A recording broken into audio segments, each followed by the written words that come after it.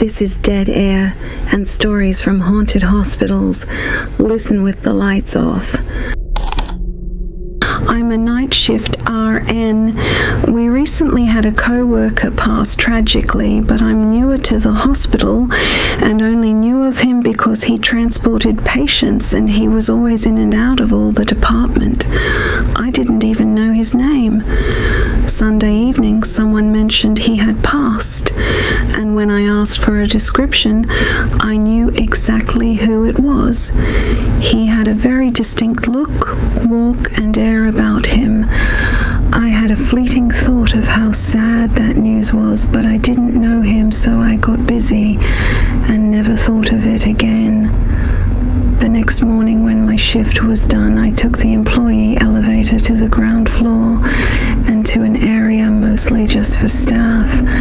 As I exited the elevator to head right down the hall, I saw the guy who I thought had died to my left just a few feet away. I glanced at him and thought, oh good, he's not the one everyone was describing, must be someone else. Then I headed the other direction and went home. That night back at work, people were again discussing him, and I finally asked if anyone had a picture of him. One of my co-workers pulled up his Facebook and my stomach sank. It was in fact the guy I saw in the hall, 100%, not a single doubt. So I blurted out, I saw him this morning when I got off the elevator. My co-worker said, yeah, that sounds about right for this place. He didn't seem surprised at all. But I'm shook. I can't reconcile this. I know who I saw without any doubt, but I also can't believe I saw a ghost. My hospital is old and known for excellent employee retention, so I asked several of the long-time employees if there is anyone else who works in his department that looks like him. We wear specific colors for each department, so like blue for RNs, gray for transport, black for radiology, etc. They all said there is no one else who looks like this man. Anyway, I'm baffled. Why me? Why him? And why can't I accept the possibility that I did see him? Hospitals are energy zones where spirits sometimes get trapped after death. They resisted going into the light for a reason. They have a message they need to tell someone. I was in the hospital during the COVID pandemic having heart surgery. One day I saw footsteps appearing on the floor outside my room and called out, "Hey, I see you. I can help you." A lady in her 30s in a hospital gown came into my room with bushy red hair and thick glasses. She said, "I can get the nurse to listen to me." I asked what nurse, as the nurse she wanted to talk to walked into my room because she wasn't sure who I was talking to. I told the nurse, "This lady here?" The lady said, "Dana. Dana says she has a message for you and you can't hear her." The nurse asked what she looked like and I described her. Immediately the nurse said, 32, 2 young kids, came in with COVID, had a massive heart attack. She was stable. I begged her to stay to think of her babies that needed her. Dana stepped forward and said, "Tell her, I heard you, I did fight. It was my time to go. I'm sorry for how much pain it caused you. I needed you to know I am grateful for how hard you fought for me. I get to see my kids every day. They are amazing, happy kids. Thank you for breaking the rules and letting them say goodbye." Then she touched her shoulder and turned and disappeared in flash of light. The nurse sat on the chair and cried for a few minutes, but she smiled and thanked me. She felt lighter and walked with a more confident grace after that. I stayed with my mother nearly every day while she was in the hospital right before she died. She had a lengthy hospital stay. Then she was in a rehab place, nursing home, for a few days before going back to the hospital. 2 days before she died, she was back in the ER. It was only me and her in an oddly quiet wing of the ER. We talked for a while. Then she asked me why there were so many kids running all over the place. I asked her where the kids were. She said running in the hall. She pointed to the empty hall. She said they were sitting and playing on the floor in her room. I asked my mom if there was anyone else that she could see. She said her parents were there too, just waiting. I asked how long her parents had been there. She said her mom had been there the whole time since she first went to the hospital, and her dad would come and go. We talked until they took her up to her room and visiting hours ended. She never woke back up after that and died at home 2 days later. Her only wish was to go back home. I've been a behavioral health nurse for about 12 years, and my first job was at a freestanding mental health facility in the South. This facility is pretty uniquely constructed, as it was originally a plantation owned by a wealthy Irishman who emigrated here sometime in the 1700s. The original plantation house is still there and is now used as the business office, and the hospital itself was constructed to be attached to the house. If you explore the campus, there is a small graveyard with the original owner's tombstone, as well as some other family members of his.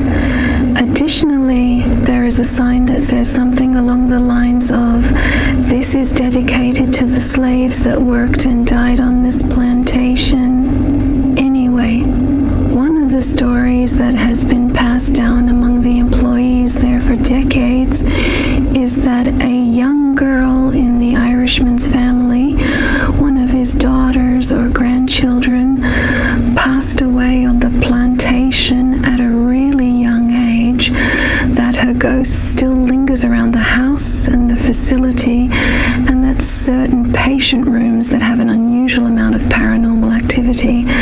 One day I was walking past one of these rooms, and in my peripheral I saw a young girl who looked to be about 9 or 10 years old, sitting on the bed.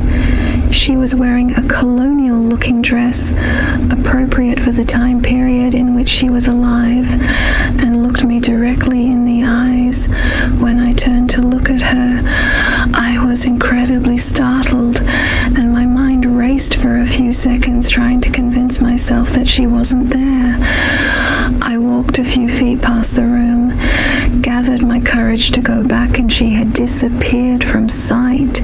She didn't have any ethereal qualities, nothing otherworldly or strange.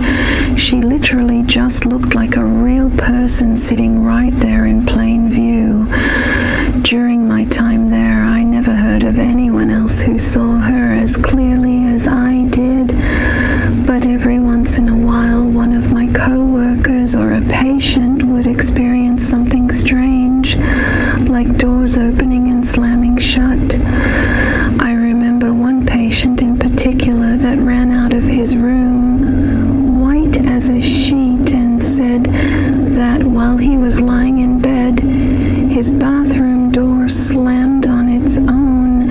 It was so loud I heard it from the nurse's station myself. This patient was there for addiction and had no history of hallucinations. My first wife had stage 4 breast cancer and was in the hospital a lot at this time. It was very late at night, and I was trying to sleep in the chair in her room. I never left her side. I was there for her for all her appointments, her infusions. I mean, everything.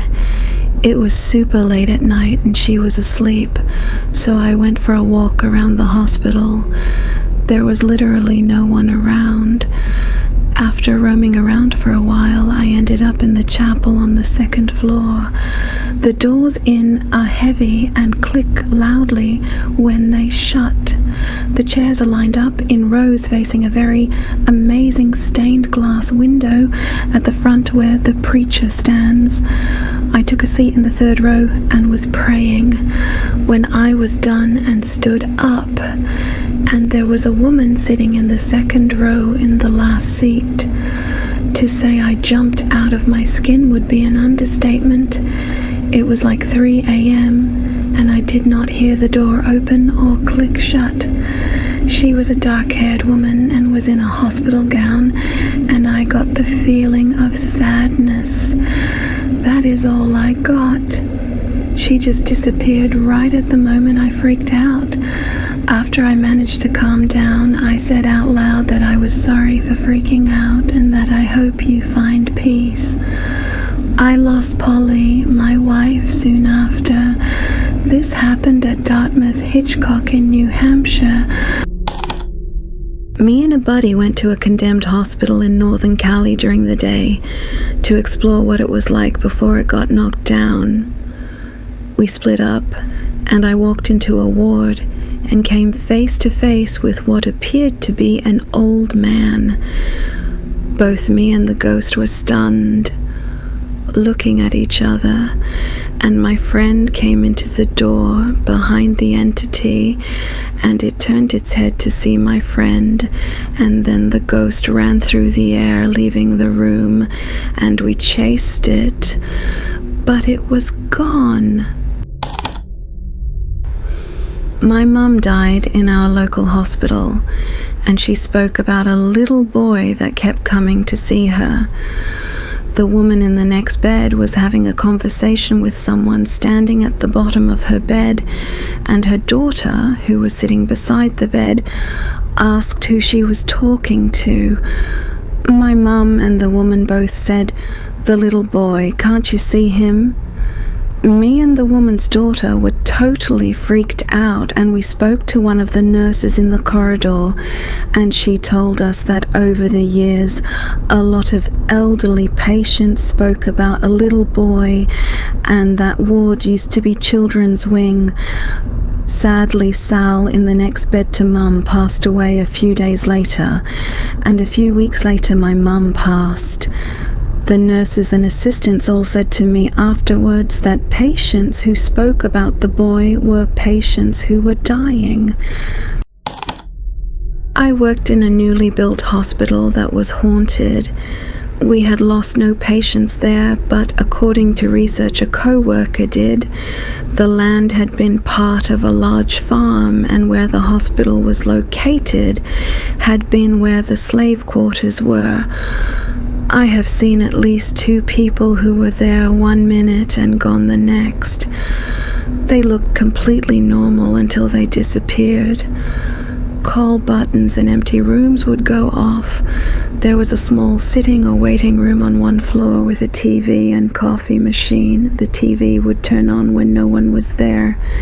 There was also a misty shape seen in a stock room by multiple people. Different employees sometimes heard faint whispers when no one was there. One girl in housekeeping quit because of weird situations. She cleaned the OR rooms at night and had a dedicated equipment cart that was stored inside the OR area.